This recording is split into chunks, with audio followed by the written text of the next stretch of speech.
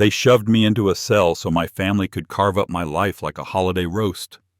The sentence was built on lies, the paperwork was forged, and the land deed they wanted was already being copied while the judge read my name. I thought the worst part would be sleeping on concrete at 68. I was wrong. The worst part was the moment the warden arrived, stared at my right hand, and went so pale I thought he might be sick. His eyes locked on my ring like it was a weapon pointed at his throat. Then he whispered my name the way a man whispers a prayer when he realizes he is already late. Ashton Neville. And suddenly, the cage they built for me didn't feel as secure as it had 5 minutes earlier. My name is Ashton Neville. I'm a grandfather, a widower, and until a few weeks ago, I believed that if you worked hard, paid what you owed, and kept your word, the world would eventually pay you back in peace. That belief died under fluorescent lights, with a deputy's knee pressed into my back, while a woman I once called family watched like she was admiring a house she meant to buy. I didn't end up in prison because I was careless. I ended up in prison because I was valuable. The first lie was simple. They said I attacked my daughter-in-law, Maribel, in my own living room. They said I grabbed her, threw her into a glass table, and threatened to kill her. They said my anger had finally turned violent, that age had sharpened my temper into something dangerous. The second lie was more refined. They said I had dementia. They said I couldn't manage my finances. They said I had been confused about my own property for months, and that my refusal to sign documents was evidence of paranoia. The third lie was the one that mattered. They said I didn't own what I owned. The Neville property sits at the edge of town where the river bends and the old mills used to grind. 200 acres, a farmhouse, 3 tenant cottages, and a strip of commercial frontage along the highway that has been appreciating quietly for years. My father bought that land when it was nothing but mud and blackberry thickets. I built it into something that could keep my family secure long after I was gone. That security attracted hungry eyes. My son, Daniel, married Maribel 8 years ago. At first, she played the part well. Warm smiles, careful compliments, the kind of attention that feels flattering until you realize it's being measured. When my wife was alive, she didn't trust Maribel. She never said it harshly. She just watched. And when Maribel left the room, my wife would squeeze my hand and say, "She wants something, Ash. Keep your papers close." After my wife passed, Maribel's patience evaporated. She wanted Daniel's name on everything. She wanted access. She wanted control. She wanted to rearrange my estate plan like it was a set of furniture she didn't like. I refused. So she changed the game. It started with small invasions. A helpful folder on the kitchen counter labeled medication schedule, even though I didn't take anything beyond vitamins. A memory clinic pamphlet tucked into my mail. A new lock on the filing cabinet in my office that I did not install. When I confronted her, she smiled and said, "You left your keys in the door again, Ashton." I'm worried. I had not left my keys in the door. The day everything broke was a Tuesday. Rain tapping at the windows, the smell of wet earth rising from the yard. My grandson, Eli, had stayed the night. He is 9 years old and still believes adults are mostly good. He was eating cereal at my table when Maribel showed up unannounced. Daniel wasn't with her. She came in with a folder and a bright voice and said she had something important for me to sign. The folder contained a power of attorney and a new will. Daniel's name, Maribel's name, pages of legal language with my signature line waiting like an open mouth. I pushed it back. "I'm not signing this," I told her.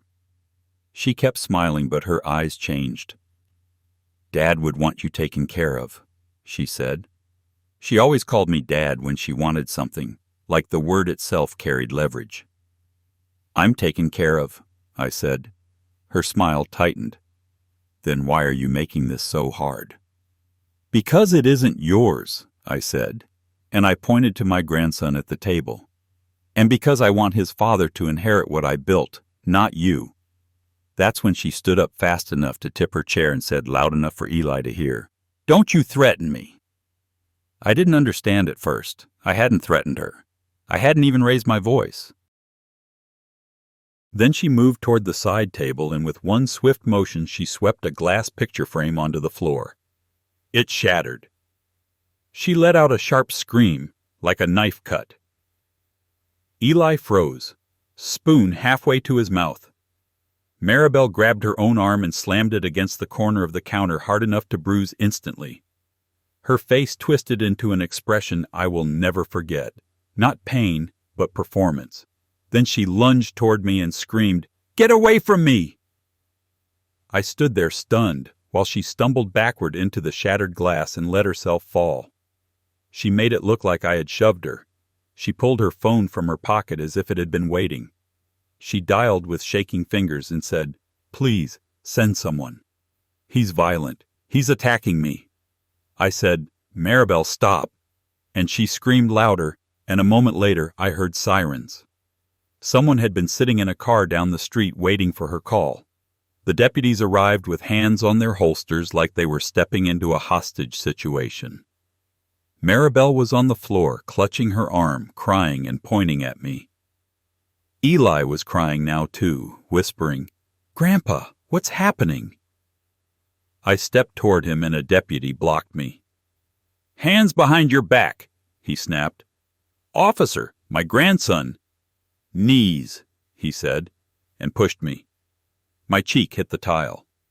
The cold shocked me more than the... Then she moved toward the side table, and with one swift motion she swept a glass picture frame onto the floor. It shattered. She let out a sharp scream, like a knife cut. Eli froze, spoon halfway to his mouth.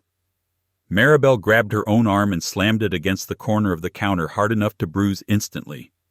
Her face twisted into an expression I will never forget. Not pain, but performance. Then she lunged toward me and screamed, "Get away from me!" I stood there stunned while she stumbled backward into the shattered glass and let herself fall. She made it look like I had shoved her. She pulled her phone from her pocket as if it had been waiting. She dialed with shaking fingers and said, "Please, send someone. He's violent. He's attacking me." I said, "Maribel, stop." And she screamed louder, and a moment later I heard sirens. Someone had been sitting in a car down the street waiting for her call. The deputies arrived with hands on their holsters like they were stepping into a hostage situation.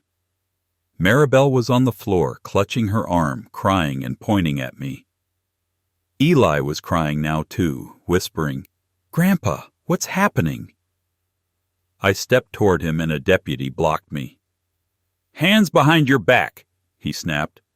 "Officer, my grandson." "Knees," he said, and pushed me. My cheek hit the tile. The cold shocked me more than the pain. A knee pinned me down. Plastic cuffs bit into my wrists. Maribel sobbed into her phone and told someone. He finally snapped. I knew it would happen. They didn't look at the broken glass. They didn't look at the room. They didn't ask why my grandson was trembling. They only looked at Maribel's bruising arm and my gray hair and decided the story had already been written. At the station, they photographed the marks on her arm. They photographed my hands as if my skin itself was evidence. A public defender met me with eyes that slid off mine like I was an inconvenience. "It doesn't look good," he said. "The complainant is credible." "She broke the frame herself," I said. "She hurt herself. My grandson was there. He saw it." The public defender's face stayed flat. "Children are unreliable," he said, "and family members often lie to protect older relatives." I felt something cold settle in my stomach. That wasn't law. That was a script. The hearing came fast. Too fast. The judge glanced at papers and barely looked at me. The prosecutor spoke like he'd memorized the case weeks ago. Maribel sat with a bandage on her arm and wiped at imaginary tears. Daniel sat beside her and stared at the floor like a man watching his own funeral. I tried to speak. My lawyer touched my arm and whispered, "Don't." The judge ordered a mental competency evaluation for my own safety. A week later, the evaluation arrived. It stated I showed signs of cognitive decline. It referenced conversations I never had. It quoted phrases I never said. It recommended protective confinement because I was volatile and at risk of harming others. I demanded another opinion. They put me in a cell with a man who didn't speak. He lay on his bunk and watched me like an animal that had learned not to hope. I sat on the edge of the mattress and listened to the building breathe.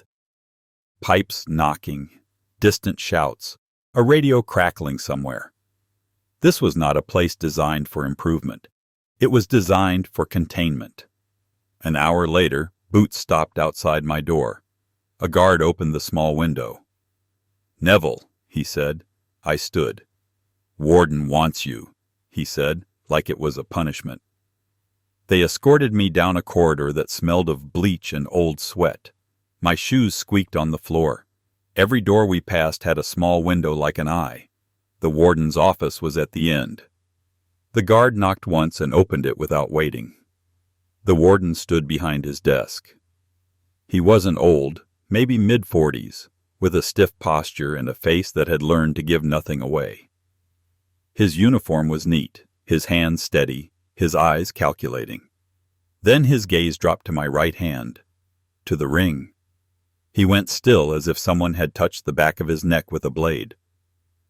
For one long moment the room was silent except for the hum of fluorescent lights. The guard shifted his weight beside me, unaware of what had changed. The warden swallowed, his lips parted. "Everyone out," he said softly. The guard blinked. "Sir?" "Out," the warden repeated, and the word was no longer soft. The guard looked surprised, but he obeyed. The door shut. I was alone with the man who controlled my days, my food, my safety, my breath. The warden stared at my ring again.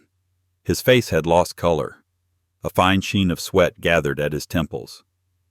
"You're Ashton Neville," he said, and this time it wasn't a question. "Yes," I said. "And you are?" His throat worked. "Warden Grant Harlow," he said. The name meant nothing to me, but something in his eyes did. Recognition mixed with fear, the way a man looks when he realizes he has been hunting the wrong prey. He took a slow breath and leaned forward slightly as if trying to confirm the world was real. "Where did you get that ring?" he asked. "My father," I said. "It's been in my family." He nodded once, sharply. "It's not just a ring," he said, and his voice lowered. "It's a marker." I felt my pulse steady in a strange way. "A marker for what?" I asked. He hesitated, then walked around his desk like he'd decided to step into danger rather than stay behind furniture. He stopped close enough that I could see the faint scar above his eyebrow and the slight tremor in his jaw. "I grew up in this county," he said. "Not far from the river bend." I said nothing. "My father wasn't a good man," he continued. "He ran with people who thought money was permission. There was a case. Years ago. A man got hurt. A woman disappeared for 3 days. Everyone in town knew who did it, but nobody would testify." I stared at him. A memory stirred, old and ugly, like a knot you never fully untie. He looked down at my ring again. "Then a man showed up at our house," he said. Not a cop, not a politician. An older man with a calm voice. He wore that ring. He sat my father down and spoke to him for 15 minutes. He lifted his gaze to mine. After that, my father confessed. Full confession. Names, locations, everything. He went to prison. The woman got justice. The man who got hurt got compensation. And the people who thought they were untouchable suddenly weren't. My breath caught. I remembered that case. I remembered the family who had begged me for help when nobody else would touch it. I remembered sitting across from a man who believed violence made him powerful. I remembered showing him a truth he couldn't outrun. I hadn't been a warden. I hadn't even been an officer. I had been something else, a man with leverage. Grant Harlow's voice tightened. "You saved my mother," he said. "You saved my sister. You broke my father's grip on our house, and you didn't ask for anything." I looked at him, and suddenly the cold walls didn't feel quite as closed in. He exhaled slowly. "When I saw your name on intake," he said, "I assumed it was coincidence. Then I saw the ring, and I realized you're not supposed to be here." "I'm here because someone wants my property," I said. His eyes sharpened. "Tell me," he said. So I did. I told him about the folder, the glass, the scream, the deputies who arrived too fast. I told him about the evaluation that quoted things I never said. I told him about the judge who never looked at me. I told him about Maribel's smile and Daniel's silence. When I finished, the warden stood very still. The office was quiet again, but now the quiet felt different, like a rifle being assembled. "I can't overturn a conviction," he said finally. "I'm not a judge." "I don't need you to be," I said. "I need someone to see what's happening." He nodded slowly. "There's something you need to know," he said. "This facility has contracts. Work release, commissary vendors, medical services. Money flows through here like blood. Some people treat inmates like inventory." My stomach tightened. He continued. "There are men in this building who work for people outside. They take calls, they pass messages, they arrange accidents." I stared at him. "And if you're telling the truth," he said, "then someone outside put you in here expecting you to fold, or disappear." I thought of Maribel's eyes. Not fear, calculation. "What do you want from me?" I asked. He held my gaze. "I want to repay a debt," he said, "and I want to stop whatever is happening before it spreads." He went to his desk, opened a drawer, and pulled out a small black notebook. He flipped it open and wrote something down. Then he looked at me again. "Do you trust anyone on the outside?" he asked. I thought of my grandson, Eli, his small hands trembling, his eyes wide with confusion. "I trust my neighbor," I said. "Harold Baines. He's been with me since we were boys. And I trust my granddaughter, Lillian. She's older than Eli. She's in college. She has her head on straight." The warden nodded. "I'm going to make a call," he said. "Not through the facility lines, through my own." He hesitated, then added, "And Ashton, keep that ring on." "Why?" I asked. His mouth tightened. "Because men like the ones who put you here believe symbols don't matter," he said. "They believe only money matters. That ring says you have roots. It says you have history. It says you have people who remember." He paused. "And it scares them." He returned me to my block after that meeting, but not like the others. The guard who escorted me looked uneasy, as if the warden's interest had marked me in a way he didn't understand. That night, I lay on the thin mattress and listened to the building again. This time I listened for patterns. Footsteps, doors, voices. I watched shadows move under the cell door. I wasn't afraid of prison. I was afraid of what Maribel would do while I was trapped. The next morning, a man approached me in the yard. He was lean, tattooed, with a smile that didn't reach his eyes. He moved like he belonged to someone else's plan. "You Neville?" he asked. "Yes," I said. He nodded as if confirming a detail. "Name's Pike," he said. "Heard you got money." I said nothing. He stepped closer. "This place has rules," he said. "But there's other rules, too. You got family, people who can send you funds. We can make things easier." "I'm not interested," I said. His smile sharpened. "Everyone's interested," he said. "Some just don't know it yet." He walked away slowly, but I felt his presence like a hand on the back of my neck. That afternoon, my meal tray arrived with a small cup of water that tasted faintly bitter. I didn't drink it. I watched my cellmate drink his and then cough for 10 minutes. I went to the sink, filled my own cup, and drank from the tap. Rusty taste, better than bitter. That night, someone rattled my door hard enough to wake me. A voice whispered, "Old man," and laughed. The message was clear. They knew who I was. They were probing. The warden called me to his office again 2 days later. This time his face was controlled, but his eyes were bright with urgency.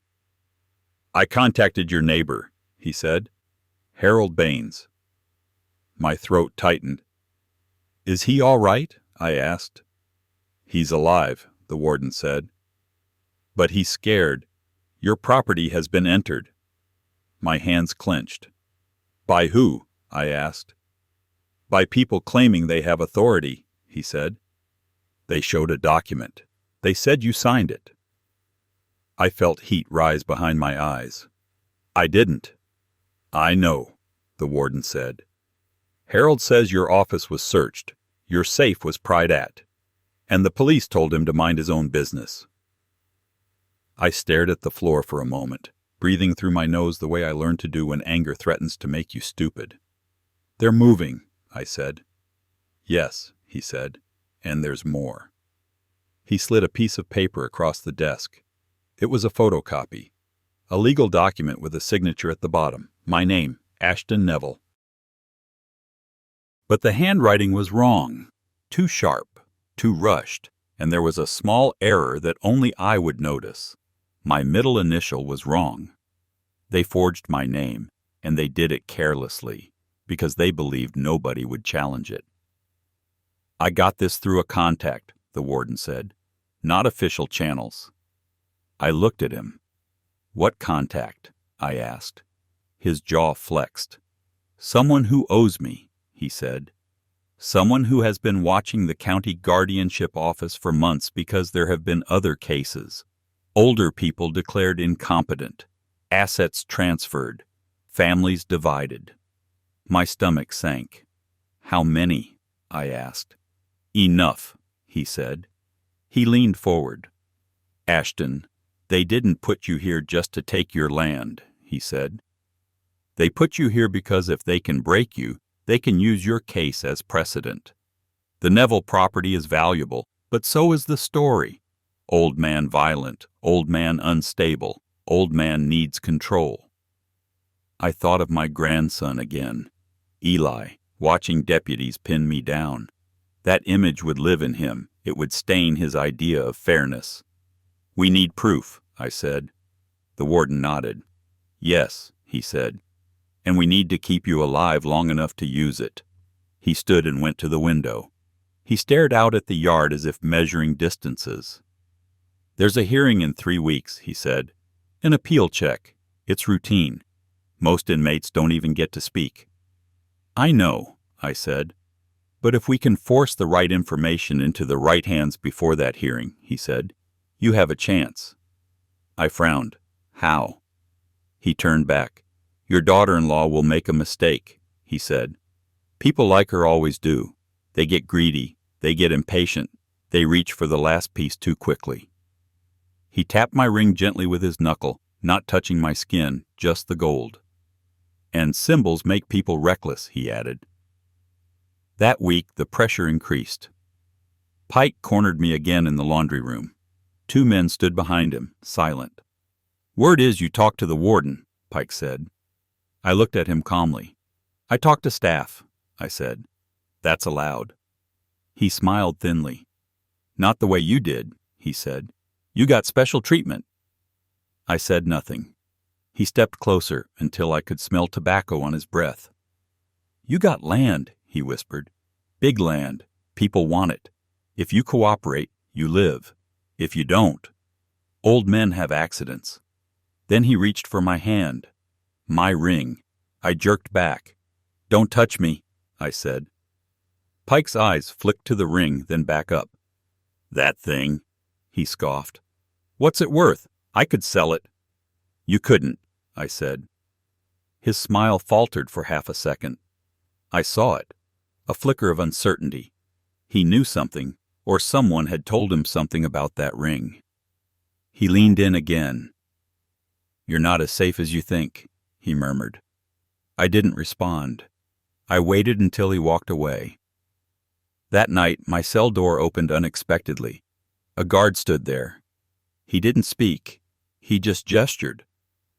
I stepped out, heart pounding, and followed him down a corridor that wasn't part of my usual route.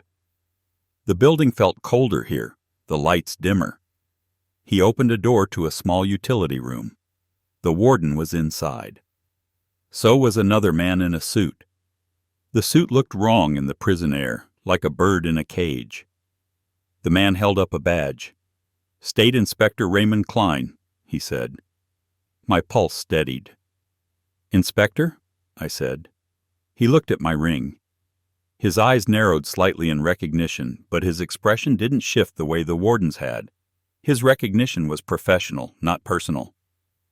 "I'm here because Warden Harlow contacted my office," Klein said. "He says you were framed." "Yes," I said. Klein nodded once. "We've been tracking a series of guardianship abuses," he said. "Your case fits a pattern." He opened a folder and slid photos toward me. They were images of documents, forged signatures, altered deeds, court filings. One photo showed Maribel's name on a petition. Another showed Daniel listed as co-conservator. My mouth went dry. "That's my son," I said quietly. Klein's eyes were sharp. "Your son may be a victim too," he said. "Or he may be complicit. We don't know yet." I stared at the papers. The ink felt like a stain on my family name. "What do you need from me?" I asked. Klein glanced at the warden, then back at me. "We need your cooperation," he said. "We need you to provide us with details about your estate plan, your usual routines, your office layout, your safe, your passwords.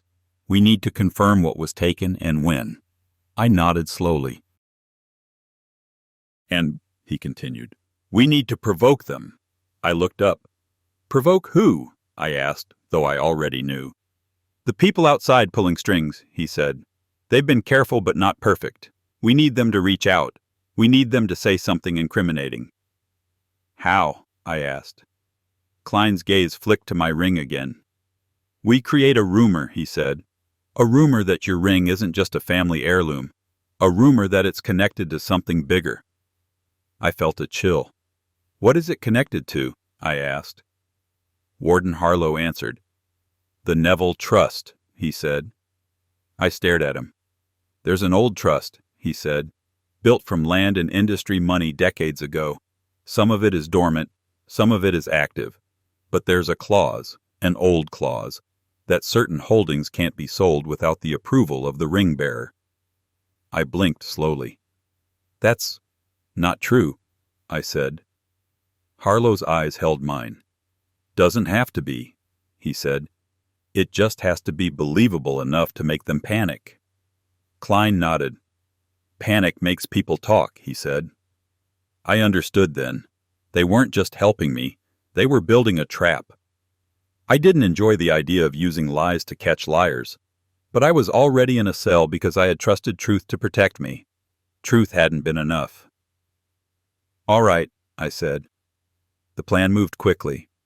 Over the next few days, the warden arranged for me to be seen in places where certain inmates could notice. He made sure I spoke to Klein in a hallway where cameras would catch the interaction. He made sure a guard who took bribes would overhear the words "trust clause" and "ring bearer." He also made sure my mail was monitored, not to violate my rights, but to catch any improper contact. Then, like a fish drawn to blood and water, Maribel reached out. The letter arrived on thin paper with a familiar perfume scent I recognized from family gatherings.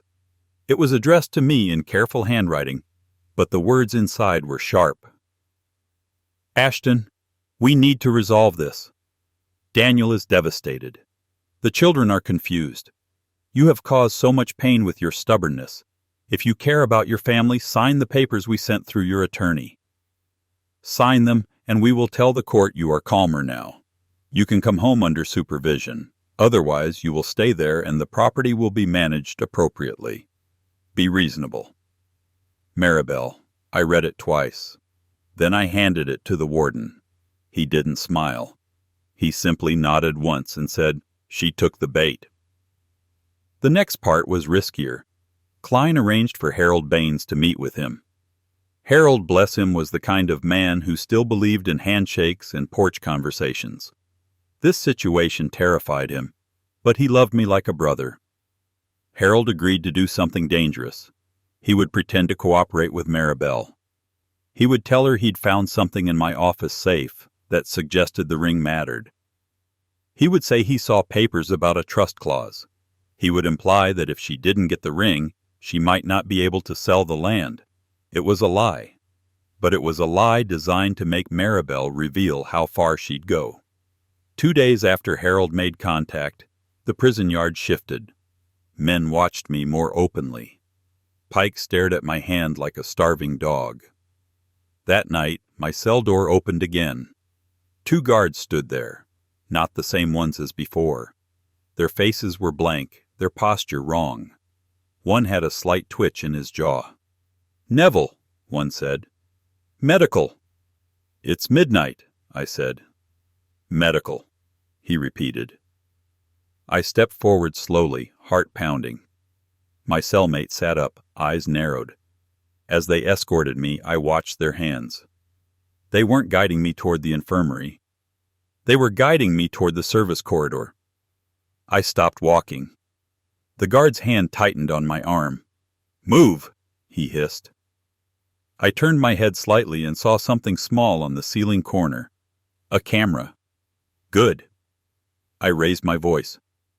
"Why are you taking me away from medical?" I called. The guard's eyes widened slightly. He glanced at the camera, then at his partner. His partner muttered, "Shut him up." Then everything happened fast. The first guard shoved me. Hard. I stumbled, caught myself, and felt my shoulder slam into a wall. Pain shot down my arm. The second guard reached for my hand, for my ring. I clenched my fist and pulled back. He grabbed my fingers anyway and twisted. My knuckles screamed with pain. I felt skin tear. "Cut it," he snarled. A third man stepped from a doorway holding a small tool. Not a knife. A ring cutter. My vision narrowed. Not from fear, from rage. I kicked backward, catching the second guard's shin. He grunted. The first guard slammed me again, and my head hit the wall. Stars flashed, but I kept my fist closed. The third man reached for my hand, and that was when a door at the far end of the corridor opened and bright light spilled in. "Stop!" a voice thundered. Warden Harlow. 2 uniformed state officers surged behind him. Inspector Klein was there too, face cold as steel. The guards froze. The warden's eyes were dark with fury. "On the ground," he commanded. One guard tried to move. The state officer tackled him. The second guard raised his hands too slowly. The third man dropped the ring cutter like it was burning him. Klein stepped forward and looked at my bleeding knuckle, then at the camera. He turned to Harlow. "We got it," he said. Harlow didn't look away from the guards. "Cuff them," he said. "All 3. As they were hauled away, Pike appeared at the end of the corridor, pretending to be lost. His eyes flicked to my hand, then to the warden's face, and he backed away like he'd seen a ghost. They took me to the infirmary for real this time. A nurse cleaned the cut on my knuckle and wrapped it. I sat on the edge of the bed, shaking slightly, not from pain but from the realization of how close they had come. Harlow stood in the doorway, arms crossed. His face had regained its color, but his eyes were still hard. "They tried to take it," he said quietly. "Yes," I said. "That means the rumor reached the right ears," he said. "And someone paid to make it happen." I stared at my bandaged hand. "They would have killed me for a piece of gold," I said. Harlow shook his head. "Not for gold," he said. "For access." Klein arrived a moment later holding a phone. "We have outside movement," he said. Harold was approached. My chest tightened. "Approached how?" I asked. Klein's face remained calm, but his voice sharpened. "2 men visited him," he said. "They offered him money for the ring. When he refused, they threatened his wife." I stood up so fast the room tilted. "Where is he now?" I asked. "Safe," Klein said. "We moved him, but this is escalating." I clenched my jaw. "Maribel is behind it," I said. Klein nodded slowly. "We believe she's the front," he said. "But there's a bigger piece." He showed me another document. A contract, heavily redacted, connecting a private development company to my highway frontage. A developer wanted my land. They couldn't buy it cheaply if I was alive and alert. They could buy it if I was locked away and declared incompetent. My hands shook with contained fury. "So this isn't just family greed," I said. "No," Klein said. "This is organized." The next week unfolded like a tightening rope. Klein's office obtained phone records, emails, financial transfers, quiet things that show a quiet conspiracy, a payment to a court-appointed evaluator, a donation to a judge's campaign, a contract for security consulting tied to men with criminal histories. Then, finally, the mistake. Maribel called the wrong number.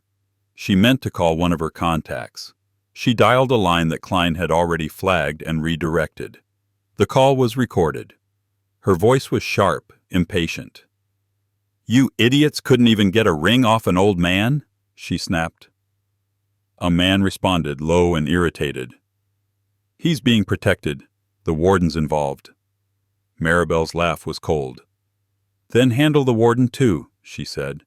"I don't care how. The land deal closes in 6 weeks. The man's voice hardened. "You're pushing too hard." "I'm not pushing hard enough," Maribel snapped. "I want him to sign. If he won't sign, I want him gone. And don't talk to me about morals. This is business." There was a pause. Then the man said, "The judge wants assurance." Maribel replied, "Tell the judge he'll get his donation when the deed transfers. And tell Daniel to stop whining. He's lucky I let him keep his name on the paperwork." I listened to the recording in the warden's office and felt something inside me go quiet. Not numb.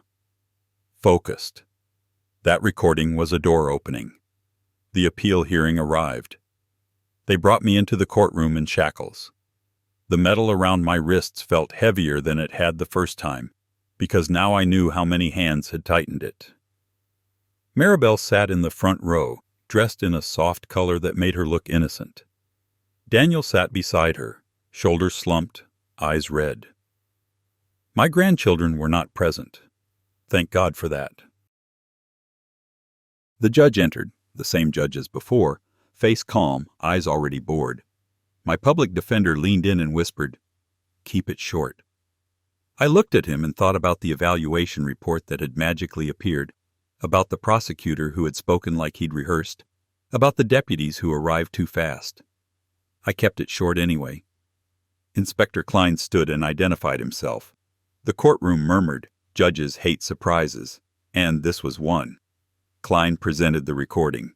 Maribel's face drained as her own voice filled the room, speaking about land deals and donations and wanting me gone. Daniel's head jerked up. He looked at Maribel like he was seeing her for the first time. The prosecutor started to object, then stopped, because the room had turned on him too. Klein presented financial transfers, the evaluator's payment, the guard bribes, the contract with the developer. The judge's face tightened in a way that wasn't anger. It was fear, because now the spotlight was on him, and spotlights burn. The judge called a recess. People stood, whispering. Maribel tried to stand too, but a state officer stepped in front of her. "Ma'am," he said, "stay seated." She looked around, searching for an escape route, and her eyes landed on me.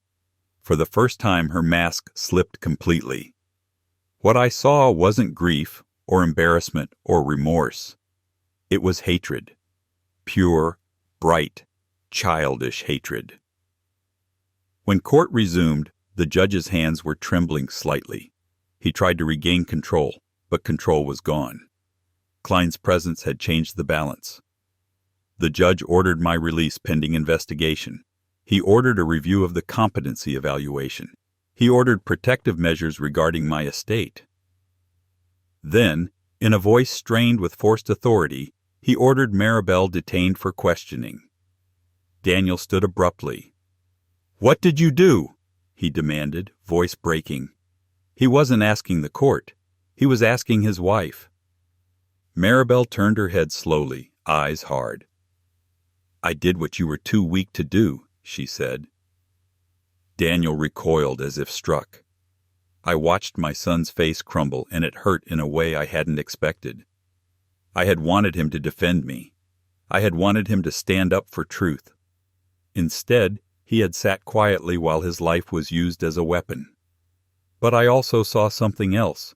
He wasn't the mastermind. He was a tool. A willing tool, perhaps, but still a tool.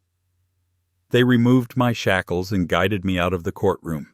The air outside felt sharp and clean, like a blade scraping rust off my lungs. Harold was waiting in the parking lot, eyes wet, hands shaking. He hugged me with the awkward intensity of a man who doesn't hug often, but has been carrying fear like a stone. "I thought they'd kill you," he whispered. "They tried," I said. He pulled back and looked at my bandaged knuckle. His face hardened. "Your house," he said. "They tore it up." "I know," I said. Klein and Harlow met us outside. Harlow looked out of place in the sunlight, like a man who had spent too long inside a machine. "Your safety isn't guaranteed yet," Klein said. "There are still people outside involved." I nodded. "Then we finish it," I said. They placed me in protective housing for a few days while warrants were executed. The developer's office was raided. The evaluator was arrested. 2 deputies resigned under pressure. A clerk in the guardianship office was taken in for questioning. Daniel came to see me on the 3rd day. He looked older than I remembered. Not because time had passed, but because guilt ages a face quickly. "I didn't know it would go this far," he said immediately. "Maribel said it was paperwork. She said you'd be safe. She said you'd come home if you just signed." I stared at him. "She said I attacked her," I said. "And you let them put handcuffs on me in front of your son." Daniel's eyes filled. "I was scared," he whispered. "Of what?" I asked. "Of her?" He swallowed. "Of losing my family," he said. "Of losing the kids. She told me if I didn't support her, she'd take them." The room felt heavy. "You chose wrong," I said quietly. He nodded, shoulders shaking. "I know," he said. "I know." He reached into his jacket and pulled out a small envelope. "This was in her desk," he said. "I found it after she was detained. It's a copy of your deed, and a contract." I opened it carefully. The contract was between Maribel and the developer. It promised her a substantial payment upon transfer of my highway frontage. It also contained a clause. If Ashton Neville is unable to execute transfer due to incapacity or death, the payment increases. My jaw tightened. Daniel's voice broke. "I didn't know," he whispered. I looked at him, then at the paper, then at my ring. "Now you do," I said. The case moved fast after that, because once the state got involved, the small-town quiet protections cracked. Maribel's lawyer tried to spin, tried to claim the recording was misinterpreted, tried to paint her as a stressed wife dealing with an unstable elder. But the evidence was too thick. And people who build schemes like this don't just commit one crime, they commit many. Once investigators started pulling threads, the whole cloth unraveled. The developer's executives were charged with fraud and bribery. The evaluator lost his license and faced criminal counts. A judge was removed pending investigation. A deputy was arrested for tampering. Maribel, in the end, sat in a courtroom without her soft colors. Her hair was pulled back. Her eyes were sharp, still angry, still unwilling to admit she'd lost. When she saw me, she smiled slightly, like she was trying to remind me she had once had power. I held her gaze and said nothing. I didn't need to, because power isn't always loud. Sometimes power is simply surviving long enough to watch the liar run out of lies. I returned home a month later. The house looked like a place that had been searched by people who didn't care if they broke what they couldn't use. Drawers dumped, closet doors hanging crooked, my office safe scratched and bent, a family photo frame shattered and swept into a corner like trash. Harold and Lillian helped me clean. Lillian moved through the rooms with quiet rage, picking up pieces as if they were bones. "They used you," she said softly one evening as we worked. "They used all of us." "I let them close," I said. "You loved them," she replied. "That's not a crime." I found Eli's small toy car under the couch, dusty but intact. I held it in my hand for a long time, feeling the weight of what my grandson had witnessed. When Eli came to visit, he stood in my doorway and looked hesitant, like he wasn't sure the room was safe for him anymore. I knelt slowly, feeling my knees complain, and I held out my hand. He looked at my bandaged knuckle, then at my ring. "Are you going back?" he whispered. "No," I said. "I'm here." He stepped forward and wrapped his arms around me. His small body trembled. "I thought you were gone," he said into my shirt. "I'm not," I said, and my voice cracked despite my effort. "I'm still here." The warden visited once after everything settled, not in uniform, just a man in a jacket standing on my porch with sunlight behind him. "I wanted to see you home," he said. I nodded. "You saved me," I said. He shook his head. "You saved me first," he replied. We sat on my porch for a while, listening to the wind move through the oak tree near the driveway. The same oak that appears on my ring. "You ever think about taking it off?" he asked, nodding toward my hand. "No," I said. He nodded once. "Good," he said. "Some things are meant to be carried." Maribel was convicted. The sentence was not dramatic, not poetic. It was years, fines, restitution. Daniel filed for divorce and fought for custody. He had to rebuild trust with his children and with me. And trust doesn't return quickly once it's been sold. The developer's deal collapsed. The land remained mine. But the greatest victory wasn't the property. It was this. They tried to erase me, to reduce me to a file number and a diagnosis and a story told by someone who wanted my silence. Instead, their story became evidence. In the quiet weeks after, I walked the edge of my land at dusk. The river bent the way it always has. The wind carried the smell of wet earth. The highway hummed in the distance with cars rushing toward their own lives, unaware of how quickly those lives can be rearranged by greed. I would stop by the oak tree and touch the bark, then touch my ring, and remind myself of a lesson that came too late but still mattered. People will try to steal what you built. Some will use smiles. Some will use courts. Some will use cages. And sometimes the only thing between you and the ground is a small piece of gold that reminds the right person that you are not alone. They locked me up to steal my property. The warden saw my ring and turned pale, and the machine they built to crush me ended up grinding their own hands instead. My grandpa's words really happened. I believe him. If you want more true tales like this, hit subscribe.